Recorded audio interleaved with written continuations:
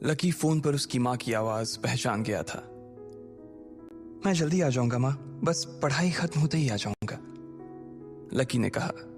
उसकी आंखें डबडबा आई थी। इससे पहले कि वो आगे और कुछ बोल पाता, उसकी माँ ने कहा, बस अब कितना पढ़ेगा, तू अब जल्दी से आ जा, मैंने तेरे लिए एक लड़की भी ढूंढ रखी है, माँ ने कहा। और ये सुनते ही लकी के होश उड़ गए। वो डिंपल के सदमे से अभी बाहर भी नहीं निकला था और उसकी माँ उसके लिए लड़की ढूंढ रही थी। माँ मैं अभी क्लास में हूँ, आपको थोड़ी देर बाद फोन करता हूँ, लकी ने आगे की बात से बचने के लिए कहा और फोन रख दिया। फिर वो क्लासरूम में आ गया। लकी तुम ठीक हो ना? साक्षी ने लकी के कंधे पर हाथ रखते हुए पूछा। उसे सच में लकी की चिंता हो रही थी। लकी ने उसकी ओर देखा और मुस्कुरा दिया। साक्षी ने हल्के हाथ से उसके कंधे को सहलाया और बोली, देखो वैसे अब इसमें पछताने जैसी कोई बात नहीं है। डिंपल का असली चेहरा हम दोनों के सामने आ गया है। अगर ये थोड़ी देर बाद आता ना तो दर्द ज्यादा होता, इसलिए जो हुआ ठीक ही हुआ। तुम्हें ऐसी लड़की के लिए परेशान नहीं होना चाहिए लकी, कोई जरूरत नहीं है तुम्हें दुखी होने की। लकी ने सिर्फ हाँ में अपना सिर हिलाया और अपनी मुस्कान को और थोड़ा सा बड़ा कर लिया। साक्षी के उसके कंधे पर हाथ रखने की वजह से लकी को अच्छा महसूस हो रहा था। कम से कम उसके आसपास कोई तो था जिस पर वो विश्वास कर सकता था। हाँ यार तू चिंता मत कर, तुझे इस डिंपल से भी अच्छी लड़की मिलेगी, देख लेना, प्रीतम ने दूसरी तरफ से उसके कंधे को थपथपाते हुए कहा। लकी को अब सचमुच काफी अच्छा लग रहा था। अच्छा चलो, आज हम तुम्हारे आजाद होने का ना जश्न मनाते हैं। मैं अपनी तरफ से तुम्हें ट्रीट दूंगी। कॉलेज के बाहर कहीं चलें? कैंटीन का खा खा करना मैं बोर हो गई हूं, साक्षी ने कहा। हाँ यार, कैंटीन से तो मैं भी बोर हो गया हूं, प्रीतम ने कहा। साक्षी ने उसे घूर कर देखा और बोली, अबे तुम्हें कौन ले जा रहा है? यह सुनते ही प्रीतम को झटका सा लग गया। वो जानता था कि साक्षी बहुत ही साफ और सपाट बात करने वाली लड़की थी, लेकिन एक दिन वो उसकी इसी साफ गोई का शिकार हो जाएगा, उसे अंदाजा नहीं था। नहीं, मैं तो खुद भी नहीं जा रहा था यार, मुझे तो निम्मी से मिलने के लिए जाना था। मैं तो बस बता रहा था कि मैं भी बोर हो गया हूं कैंटीन का खा खा कर, प्रीतम ने अपनी ओर से सफाई देते हुए कहा। हाँ लेकिन ट्रीट तुम मुझे नहीं, मैं तुम्हें दूंगा, पर आज नहीं, किसी और दिन। और इस बार हम उस चमन पाव भाजी वाले के पास नहीं जाएंगे, उससे थोड़ी दूरी पर सामने वाली लेन में जो रेस्टोरेंट है ना, सन एंड मून, वहां चलकर खाना खाएंगे, लकी ने कहा और अपनी जगह से खड़ा हो गया। साक्षी ने जब उसके मुंह से सन एंड मून का नाम सुना तो उसके कान खड़े हो गए। उसे उम्मीद नहीं थी कि लकी को डिंपल के जाने के बाद इतना बड़ा झटका लगेगा। जितना पैसा लकी 10 दिन में कमाता था, साक्षी ने सुना था कि सन एंड मून में उतना पैसा सिर्फ एक बार में ही पूरा हो जाता था। उसे विश्वास नहीं हो रहा था कि लकी इतना बड़ा कदम उठा लेगा। वो झिझक कर हंस पड़ी और बोली, हाँ ठीक है, मतलब ठीक है, मैं इंतजार करूंगी। वैसे तुम्हें एक बात बताऊं लकी, मैं ना अभी तक सन एंड मून के अंदर गई नहीं हूं। साक्षी के चेहरे पर हल्की सी शर्म आ गई थी। साक्षी को लगा कि लकी ने सिर्फ जज्बात में बहकर यह बात बोल दी थी कि वो उसे सन एंड मून में ट्रीट देने वाला था, लेकिन उसे मालूम नहीं था कि वो साक्षी को जिंदगी भर भी अगर वहां खिलाता तो भी उसकी जायदाद पर कोई असर नहीं होने वाला था। ठीक है तो फिर मिलते हैं, फिर बाय लकी, साक्षी ने कहा और वहां से निकल गई। इधर प्रीतम और उसके दूसरे दोस्त भी उसे अपने साथ लेकर कैंटीन की ओर आ गए। जैसे ही वो कैफेटेरिया में दाखिल होने वाले थे, अचानक से गर्वित रुक गया। उसकी आंखें उसके फोन पर गड़ी हुई थी और एक पल के लिए फोन को देखने के बाद गर्वित ने कहा, भाई साहब ये अमित ने ग्रुप चैट पर अपनी फजीयत करवा ली यार। खोलो अपना ग्रुप चैट, खोलो अपना हॉस्टल वाला ग्रुप, देखो क्या लिखा है इसने। लकी और प्रीतम ने तुरंत अपना फोन निकाला और हॉस्टल वाला ग्रुप खोल लिया।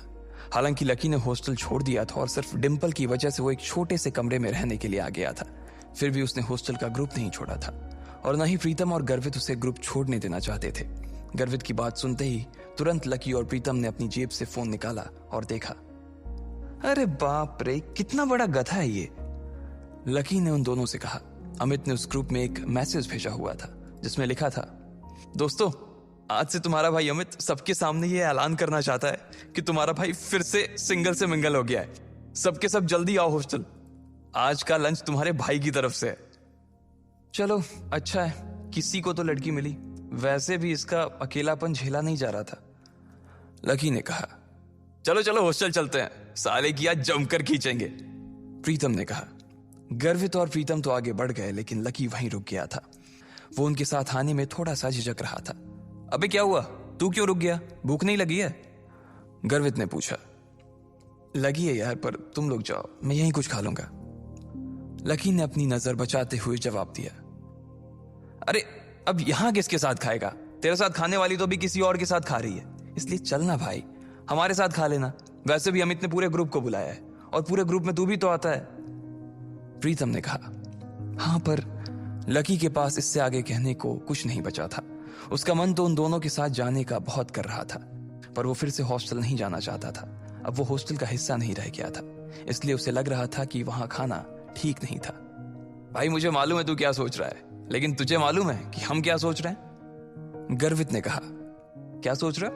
लकी ने उत्साह में पूछा। प्रीतम और गर्वित दोनों मुस्कुराने लगे और लकी को देखकर बोले, आज के आज ही हम तेरा कमरा खाली कर देंगे। गर्वित ने कहा। क्यों क्यों खाली कर दोगे? लकी ने पूछा। क्योंकि तू फिर से हमारे साथ रहने के लिए आने वाला है साले। प्रीतम ने खुशी से उसके कंधे पर हाथ रखा और उसे खींचकर अपने साथ लाने लगा। लकी ये बात सुनकर खुश हो गया था। उसे लग रहा था कि डिंपल के जाने के बाद उस कमरे में वो अकेला हो जाएगा, लेकिन जब उसके ये दोस्त जिंदा थे तब तक वो उसे अकेले नहीं छोड़ने वाले थे। थैंक्स यार, तुम लोग हो तो मैं। इसके आगे लकी कुछ कह नहीं पा रहा था, लेकिन उसकी आंखों में दोस्तों के लिए प्यार साफ नजर आ रहा था। थोड़ी देर बाद जब वो तीनों हॉस्टल पहुंचे तो उन्होंने देखा कि एक लड़का और एक लड़की एक साथ एक पलंग पर हाथ पकड़कर बैठे हुए हैं। अरे अरे तुम लोग वापस आ गए? अमित ने चौंकते हुए लड़की का हाथ छोड़ा और तीनों को देखने लगा। अमित का कद हॉस्टल के बाकी लड़कों से लंबा था। उसका शरीर दुबला और सुडौल था। वो खेल कूद में बहुत अच्छा था। बेबी ये मेरे दोस्त हैं। दोस्तों ये मेरी बेबी, मेरा मतलब है मेरी गर्लफ्रेंड है रोशनी, म्यूजिक सीख रही है। अमित ने कहा और रोशनी ने सबको हाई किया। फिर अमित बोला, रोशनी ये मेरे रूममेट्स हैं, गर्वित, प्रीतम और लकी। लकी अब हमारे साथ नहीं रहता, लेकिन हमारे दिल में अभी भी जिंदा है लकी, है ना लकी? अमित ने थोड़े मजाकिया अंदाज में कहा। हाँ अमित भाई, पहले नहीं रहते थे, लेकिन अब भाई साहब हमारे साथ फिर से रहने के लिए आ रहे हैं, इसलिए आपने इनके बिस्तर पर जो वे प्रोटीन के डब्बे जमा रखे हैं ना, उन्हें जरा हटा लीजिए। गर्वित ने कहा। यह सुनते ही अमित का चेहरा खुशी से खिल गया। वो चाहता तो यही था कि लकी, जो कि उन सबकी जान था, वापस आ जाए, लेकिन वो ऐसे अचानक से वापस क्यों आ रहा था इस बात का उसे अंदाजा नहीं था। इसलिए उसने पूछा, पर क्या हुआ भाई, लैंडलॉर्ड से लड़ाई वड़ाई हो गई क्या? नहीं यार, ऐसा कुछ नहीं है, लकी ने धीमी आवाज में कहा। प्रीतम समझ गया था कि लकी को आगे की बात करने में शर्म आ रही थी, इसलिए इससे पहले कि अमित आगे कुछ बोलता, प्रीतम ने उसका बचाव करते हुए कहा, अरे भाई लाइफ है, कभी धूप कभी छांव, चलता रहता है, तू ज्यादा सवाल मत कर यार, पलंग खाली कर यार जल्दी। प्रीतम ने कहा और रोशनी की ओर इशारा कर दिया। अमित समझ गया था कि वो उसके सामने इस बारे में कुछ बात नहीं करना चाहता था। अमित ने भी कुछ नहीं कहा और उन पांचों के बीच एक खामोशी छा गई। अमित ने उस चुप्पी को तोड़ते हुए कहा, चलो तो फिर आज रॉबिन्स कैफे पर खाना खाने के लिए चलते हैं। रोशनी की रूममेट भी आने वाली है। तुम्हें और किसी को बुलाना है? लकी तो डिंपल को बुला देना, वो भी आ जाएगी। अमित ने जैसे ही ये कहा, गर्वित और प्रीतम उसे गुस्से से देखने लगे। प्रीतम ने तो अपना सिर ही पकड़ लिया था। अमित की मोटी बुद्धि में उसके छोटे छोटे इशारे कभी नहीं घुस सकते थे। ये बात वो अच्छी तरह से समझ गया था। इधर लकी और डिंपल के बारे में सिर्फ उन तीनों को ही नहीं, बल्कि पूरे हॉस्टल को पता था। अमित को यह बात मालूम थी कि लकी डिंपल को कभी किसी अच्छी जगह खाने पर नहीं ले जा पाता था, इसलिए उसने सोचा कि उसको ये मौका भी वो अपनी तरफ से ही दे दे। अब इससे पहले कि प्रीतम लकी की घाव को ढकने की कोशिश करता, उसने खुद ही उसे कुरेदते हुए कहा, अमित मैं और डिंपल अब साथ नहीं है यार। तुम और डिंपल साथ नहीं हो मतलब? ये कब हुआ यार, और कैसे? अमित ने लकी से पूछा। उसका मुंह सवाल पूछने के बाद भी खुला का खुला ही रह गया था। अब जो हो गया सो हो गया ना यार, सब आज ही जानना है क्या तेरे को? गर्वित ने उसे फटकारते हुए कहा। अमित समझ गया था कि इस बारे में बात करने के लिए सही मौका नहीं था। अमित हमें निकलना चाहिए यार, मेरी रूममेट्स का मैसेज आया है कि वो लोग निकल चुकी हैं। वो लोग पहले से ही बहुत भूखी हैं और अगर हमने उन्हें वेट कराया ना तो वो मुझे ग्रिल करेंगी यार। रोशनी ने कहा। हाँ अब ऐसा है तो प्रीतम जी, गर्वित जी और लकी जी, आप अपने अपने कपड़े बदलो। प्रीतम तू लकी को कुछ बढ़िया से दे देना यार, और प्लीज सब लोग जल्दी तैयार हो जाओ, हम लोग बाहर इंतजार कर रहे हैं, अमित ने कहा और रोशनी का हाथ थाम कर बाहर आ गया। इधर प्रीतम ने कमरे का दरवाजा बंद कर लिया था। अमित और रोशनी कमरे के बाहर थे, जहां अमित बार बार कमरे के दरवाजे की ओर देख रहा था। वहीं रोशनी अपने हाथ बांधे और मुंह फुलाए बरामदे के उस पार देख रही थी। जब अमित की नजर रोशनी पर पड़ी तो वो समझ गया कि कोई तो बात थी। जिस तरह से वो हाथ बांध कर खड़ी थी, उससे साफ समझ आ रहा था कि रोशनी को किसी बात पर तो गुस्सा आ रहा था। क्या हुआ बेबी, कुछ हुआ है क्या? अमित ने पूछा। नहीं कुछ नहीं यार, बस ऐसे ही। रोशनी ने कहा और अपना चेहरा दूसरी ओर घुमा लिया। बोलो ना बेबी, क्या हुआ? मेरी कोई बात बुरी लग गई क्या आपको? अमित ने फिर से पूछा। रोशनी ने एक बार के लिए उसे देखा और फिर एक गहरी सांस लेते हुए बोली, तुम्हें ऐसा नहीं लगता कि तुम्हारे ये जो रूममेट्स हैं ये बहुत ही एवरेज हैं? मतलब तुम खुद को देखो ना गर्वित की शक्ल अच्छी है, ना प्रीतम की पर्सनालिटी में कोई अपील है, और चलो लकी तो फिर भी थोड़ा बहुत अच्छा लगता है, लेकिन वो जिस तरह से रहता है, जिस तरह के कपड़े पहनता है, उससे साफ दिखता है कि उसकी जेब टाइट है। अब ऐसे लोगों को मैं अपने रूममेट्स के सामने कैसे ले जाऊंगी यार, बताओ। अमित को उसकी बात सुनकर मन ही मन काफी अजीब लगा। हम सिर्फ खाना खाने ही तो जा रहे हैं, हम कोई ब्लाइंड डेट थोड़ी सेट कर रहे हैं इनके और तुम्हारे रूममेट्स के बीच, तो तुम फिर इतना परेशान क्यों हो रही हो?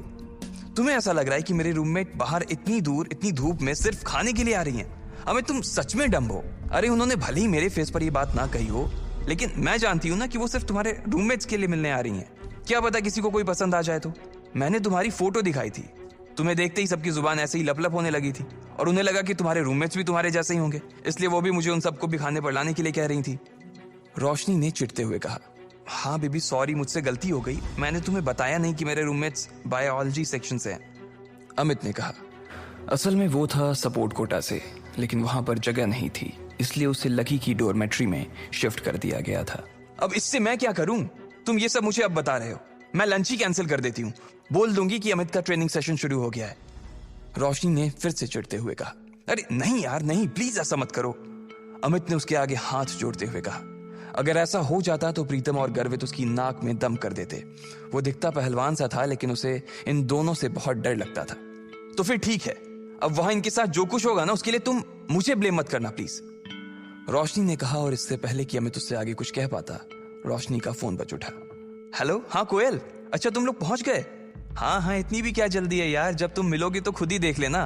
अच्छा, तुम्हारे सिर पर चोट? अच्छा ठीक है, हम बस आ ही रहे हैं, रोशनी ने कहा और फोन रख दिया। ये कोयल वही कोयल थी जो आज सुबह ही लकी से बैंक में टकराई थी। वो रोशनी की बहुत अच्छी दोस्त थी और इन सब में सबसे अमीर। इतने में गर्वित, प्रीतम और लकी कमरे से बाहर आ गए। इधर 3 सुंदर सी बन ठन के आई हुई लड़कियां एक टेबल पर पहले से ही बैठी हुई थीं। उनकी शक्ल, सूरत और कपड़े देखकर ये पता चल रहा था कि वो पैसे वाले घरों से थी। उनमें से एक लड़की का चेहरा छोटा और गोल सा था, आंखें बड़ी बड़ी और चमकीली सी थी। उन तीनों में सबसे सुंदर वही थी। कोयल, तुम्हारे सिर पर लाल सा क्या लगा हुआ है? कहीं कोई चोट वोट लगी थी क्या? एक लड़की ने कोयल से पूछा। कोयल ने तुरंत अपना फोन निकाला और फिर अपने सिर पर लगी चोट को देखने लगी और कहा, हाँ यार, आज सुबह मैं अपने पापा के साथ न्यू सिटी बैंक गई हुई थी, तो वहां पे एक गधे से टकरा गई। इतना बेवकूफ आदमी ना मैंने अपनी जिंदगी में नहीं देखा, मन तो कर रहा था उसका मुंह नोच लूं, कोयल ने कहा। अब इधर कोयल लकी को कोस रही थी, जबकि दोनों इस बात से अनजान थे कि फिर से उनका सामना होने वाला है।